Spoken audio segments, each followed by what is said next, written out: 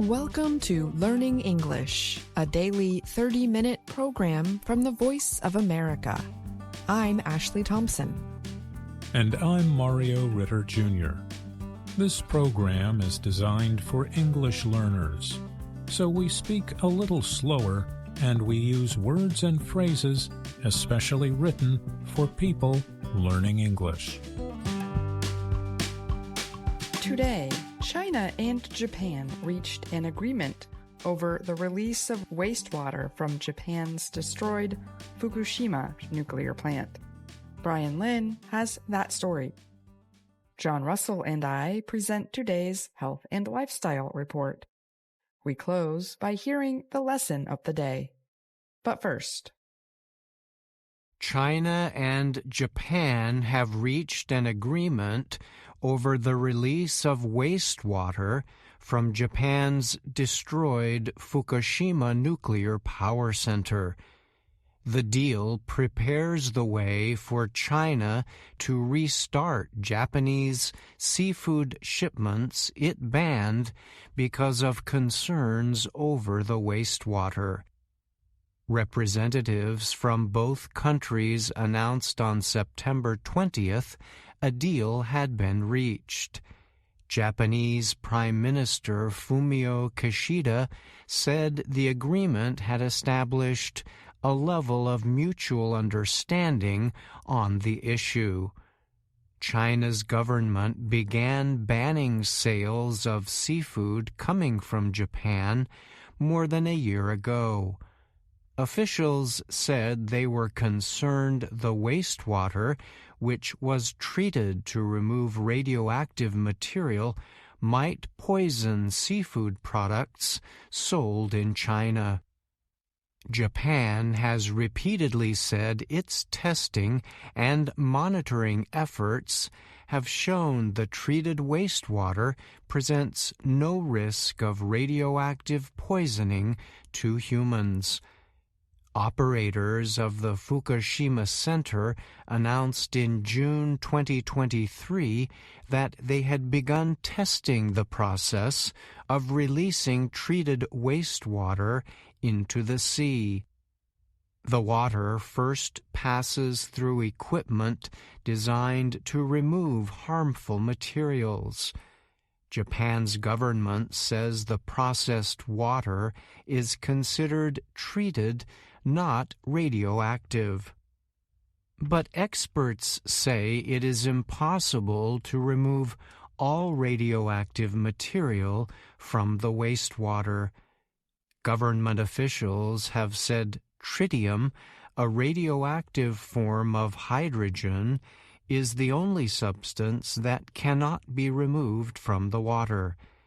However, they say the material is not considered harmful in small amounts. The water release program began in August 2023. Officials said it was a necessary part of cleanup efforts at the Fukushima Center. 3 reactors there suffered meltdowns after a 2011 earthquake and huge ocean waves destroyed the plant's cooling systems. The disaster forced 160,000 people to flee surrounding areas that were affected by radioactive material. The agreement itself does not immediately remove China's ban on Japanese seafood imports. Kishida told reporters Chinese negotiators said the deal begins the process for China to revisit its import restrictions on the seafood products. The agreement calls for Japan to establish a long-term program in which international experts will carry out independent testing and monitoring. Kishida told reporters the government agreed to additional monitoring methods on the treated wastewater. A Chinese foreign ministry official said his country still has concerns about the safety of Japanese seafood products. Chinese and Japanese experts are expected to come together in the coming months to work on China's safety concerns. The official noted the ban will likely be lifted on products over time. Before the ban, China was Japan's biggest market for seafood exports. In the first half of 2024, Japanese exports of agriculture, forest, and fish products fell for the first time since 2020. The decrease is blamed partly on China's seafood ban. The International Atomic Energy Agency, IAEA, has worked with Japan on its monitoring efforts involving the released wastewater. The head of the organization, Director General Rafael Grossi, welcomed the latest agreement between China and Japan. Grossi praised Japan's government for its continued engagement with the IAEA. He also thanked the Chinese side for taking part in constructive negotiations with IAEA officials leading up to the completion of the deal. I'm Brian Lynn.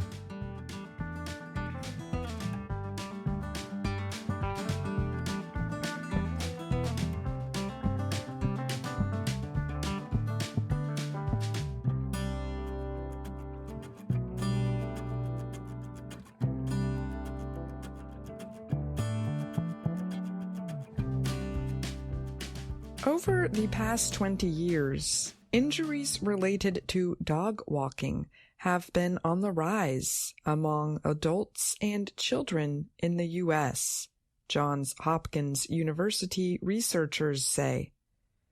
The most common kinds of injuries include broken bones, sprains, and head trauma.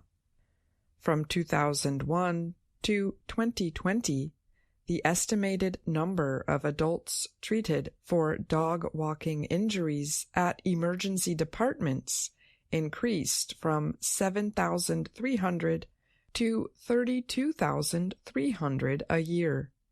That comes from lead researcher Ridge Maxson, who spoke to the Associated Press. Of those patients, 75% were women. 47% were adults between ages 40 and 64. But that information is only for visits to emergency rooms.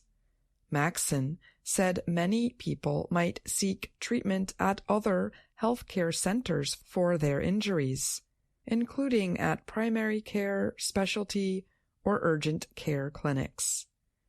He noted that dog ownership has become increasingly common in the United States, with about half of households having at least one dog. Safe dog walking involves careful attention and, in some cases, special equipment. That can be especially true in bad weather conditions. However, multitasking, doing several tasks at once, can be dangerous. That includes using your mobile phone while doing something else. You can't really afford to relax when you walk a powerfully built dog. You have to pay attention, said Noel Holston, a dog owner in Athens, Georgia. In the early 2000s, Holston was walking his 30-kilogram dog in a park near his home when a large bird made a noise. His dog did what dogs often do and ran after the bird. That pulled Holston off the sidewalk. I stepped into a hole and heard my left ankle snap. The pain was so intense, I almost passed out, said Holston, who is now 76 years old. Running with a leashed dog is another risk, no matter how well trained you think your dog is. The activity is especially dangerous with a dog that is easily surprised or very young. That is what happened to Robert Godosky in New York City. My dog was relatively new to us. He got spooked and it got in front of me, and I went flying right over the dog. I ended up breaking 2 ribs, he said. There are other dangers in rural areas, said Stephen Haywood, an emergency room doctor in Corinth, Mississippi. Getting struck by vehicles, he said. That's definitely the most life-threatening injury when people are walking their dogs. Areas like his have many roads without sidewalks or wide shoulders. That is especially dangerous when people wear dark clothes with no reflectors or lights, and their animal also does not have such protection. In addition to lights and reflectors, there are other things that can minimize dog walking risks. During snowy or icy weather, wear shoes with good treads. Consider wearing shoes with spikes or studs. Maxon suggests using a non-retractable leash of 1.8 to 2.4 meters. Longer leashes are more likely to get tangled around your legs and cause falls. Retractable leashes can sometimes make your dog more difficult to control. They can cause burns when held too close to the body if they lengthen or retract too quickly. In San Francisco, dog trainer Shoshi Parks recommends a no-pull harness with a leash clipped to a dog's chest rather than their back. It gives the walker more control and puts less strain on the dog. Parks suggests holding a leash at your center of gravity near your torso, hip, or thigh.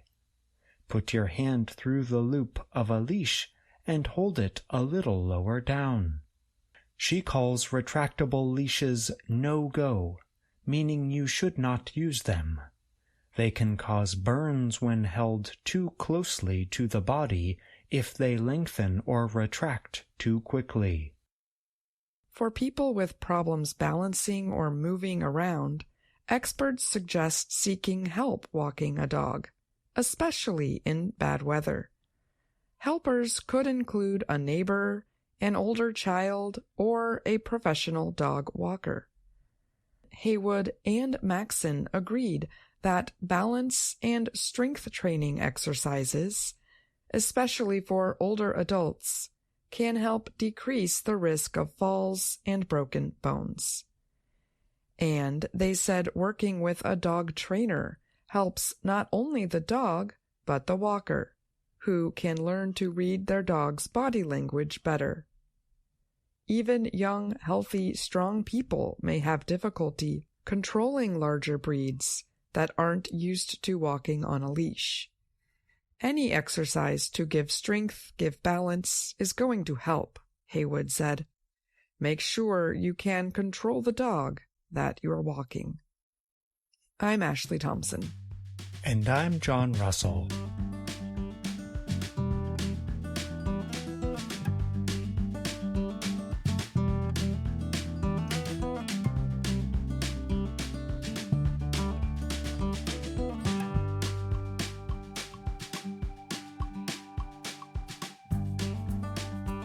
Now, John Russell joins me to talk a little more about that health and lifestyle report.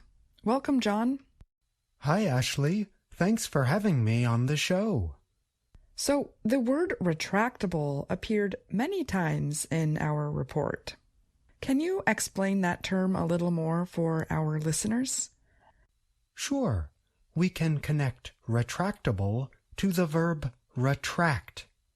Retract has a couple meanings, but for the purposes of our lesson, let's focus on one meaning, to draw back or in. When we add the ending able, we get retractable, meaning that we are able to draw back or in something. So, a retractable leash is one that we can pull back in. Usually it pulls back into some kind of device. A non-retractable leash is one that we cannot pull back into a device. It is a fixed length. You know, I always used to walk my dog with a retractable leash. Really? Did you ever have any problems walking the dog? No, but my dog was only about 8 kilograms. Far smaller than the dogs in our report. That's right. Well, thanks again for coming on the show today, John. You're welcome. See you next time.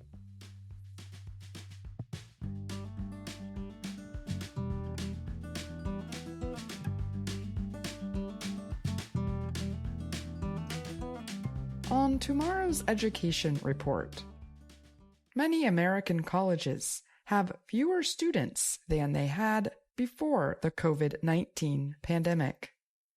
The National Student Clearinghouse Research Center says students have begun to return to 2-year community colleges.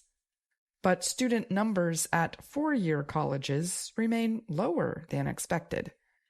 With less money coming in and with higher costs, many schools are turning to budget cuts. Jill Robbins and Mario Ritter Jr. tell us more about this situation and its effects. Listen for that story tomorrow, or visit our website, learningenglish.voanews.com.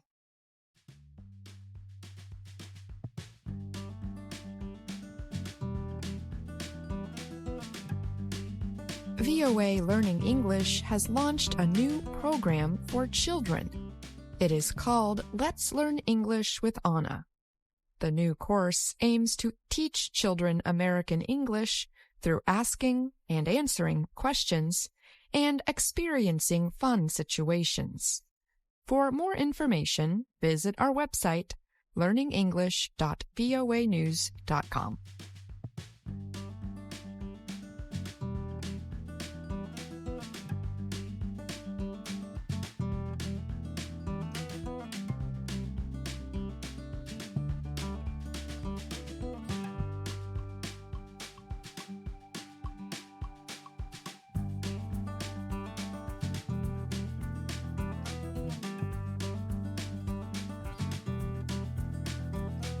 Hello, my name is Anna Mateo.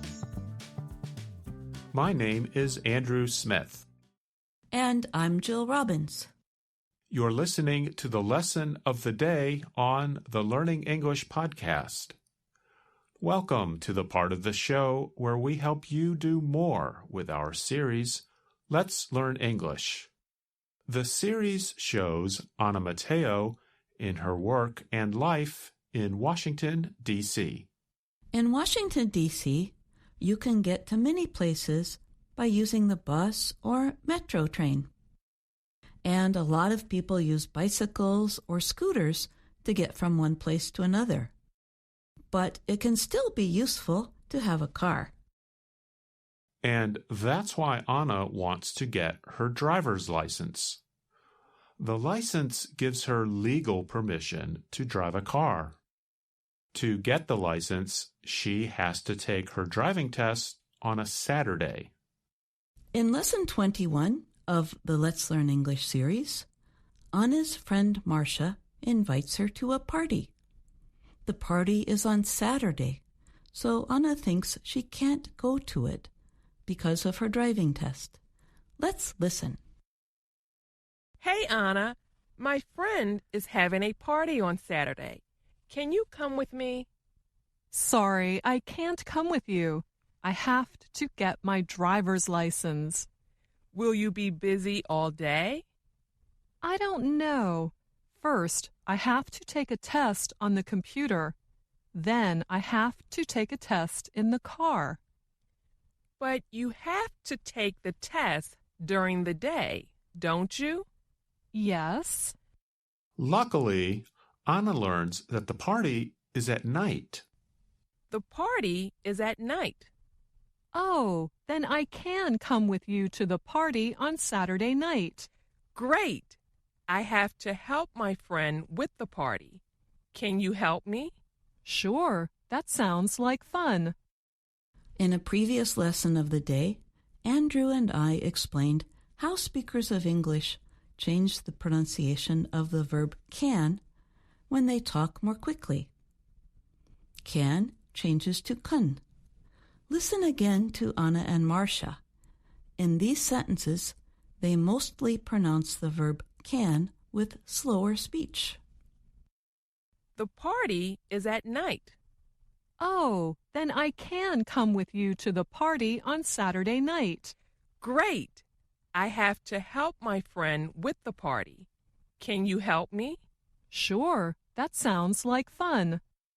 Everyone has to bring something or do something.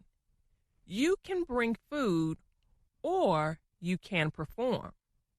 Really? I can perform? You can. Can you? Yes, I can recite poetry. Did you notice that the more Anna wanted to emphasize or make her meaning clear, the slower she said the word can? Oh, then I can come with you to the party on Saturday night. Speaking a little faster, the pronunciation starts to change. Really? I can perform? And a little later, Marcia says, Anna, maybe you can just bring food. and if Jill quickly tells me that she can help me tomorrow, it sounds like this. I can do it tomorrow. Now, we're going to show another example of how we change vowel sounds and reduce words. Reducing means we make words shorter and faster. This next example uses the two words have to. When Anna and Marcia say those two words quickly, the sound changes. First, listen to the slower speech. Sorry, I can't come with you. I have to get my driver's license. Will you be busy all day? I don't know. First, I have to take a test on the computer. Then I have to take a test in the car. But you have to take the test during the day, don't you? Now, listen to the faster speech. First, you'll hear Marcia, then Anna. Now I have to go shopping for food. I have to help Marcia shop. Now, listen to Jill and me say have to in a short conversation. So, Jill, what are you doing later this afternoon? I have to look at the comments on our YouTube channel. How about you?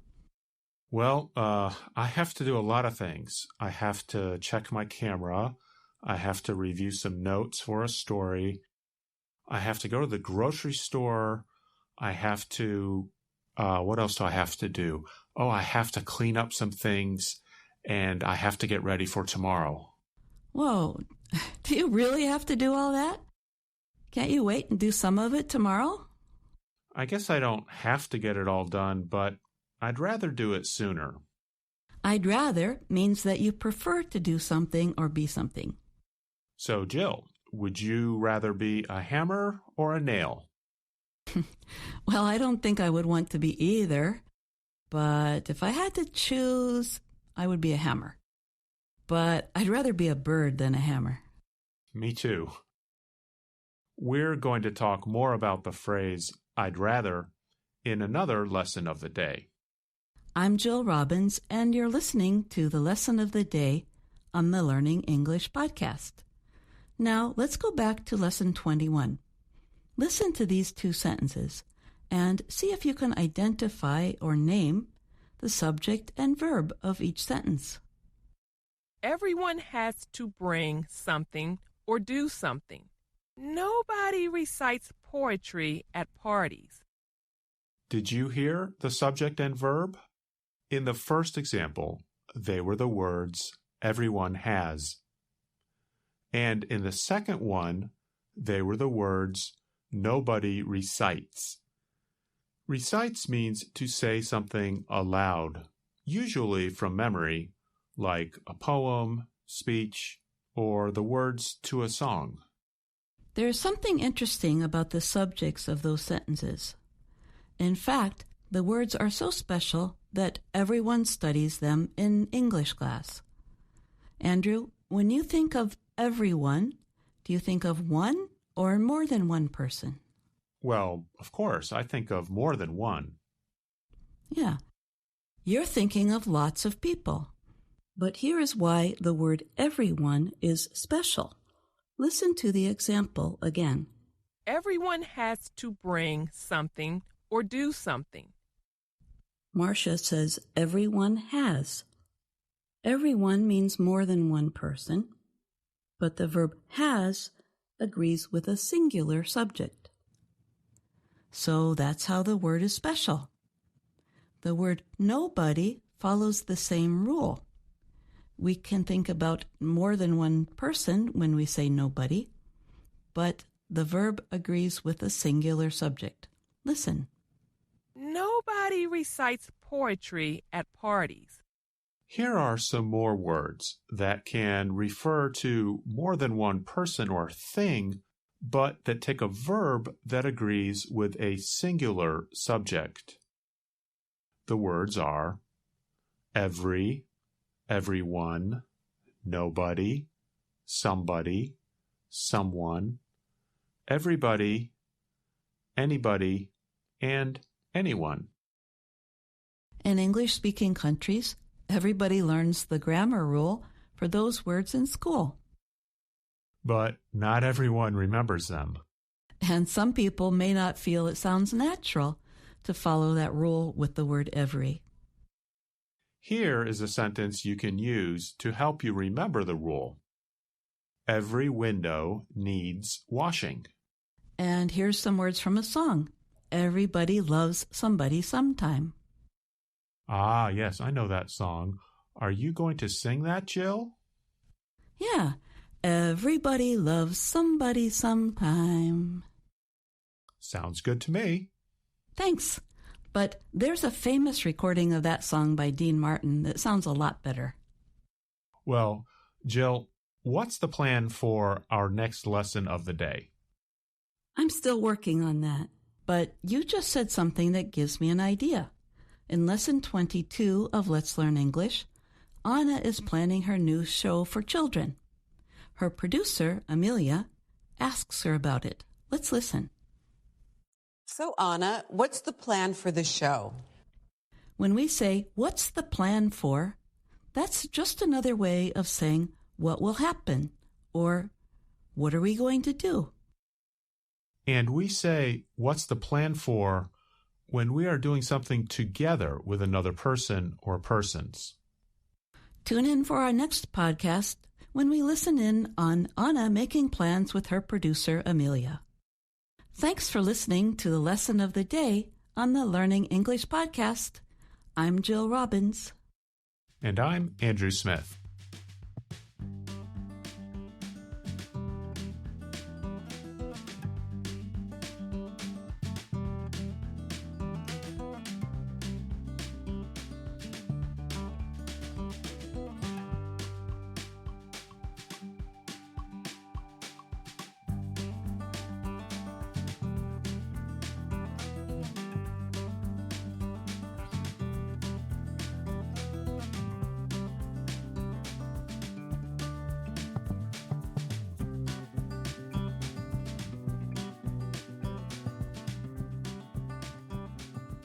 And that's our program for today.